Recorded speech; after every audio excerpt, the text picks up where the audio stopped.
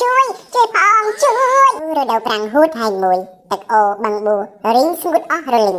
មានសត្វចចកមួយក្បាលខំដើរស្វែងរកចំណីដោយសេចក្តីស្រេកឃ្លានយ៉ាងខ្លាំង6ថ្ងៃគត់ចចកដើរផងរត់ផងស្វែងរកចំណីស្រាប់តែពេលនេះវាបានឃើញត្រីអណ្ដែងមួយនៅបាតអូដែលប្រឡាក់ពេញទៅដោយតែចកក៏ស្រែកដោយត្រេកអរថាអូយរកបានចំណីហើយបានឆ្ងាញ់ហើយបានបាត់គ្រានហើយវាក៏ស្ទុះទៅត្របាក់ស៊ីត្រីអណ្ដែងនោះដោយសេចក្តីស្រេកឃ្លានវាទំពាស៊ីត្រីយ៉ាងប្រញាប់ហើយលេបចូលទៅក្នុងពោះ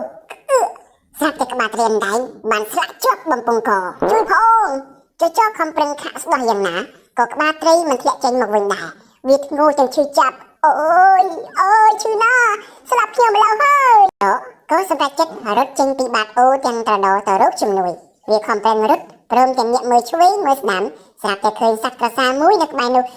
មានសង្ឃឹមវិញហើយចចកដើរទៅរកក្រសាដោយកាយវិការរំទុំហើយអង្វរថា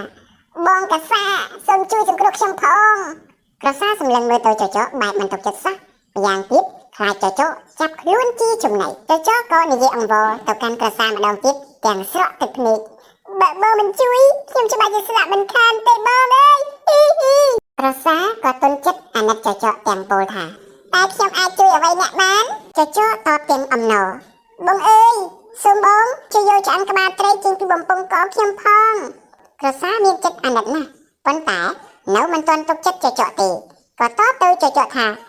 តើឲ្យខ្ញុំទុកចិត្តអ្នកយ៉ាងម៉េចបានចចកតបវិញដោយការអោនលំទោនរួមទាំងពាក្យគួរឲ្យទុកចិត្តថា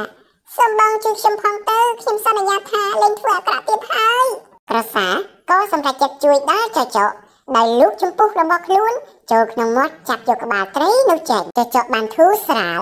ហើយនិយាយយ៉ាងទន់ភ្លន់ទៅកាន់ក្រសាថា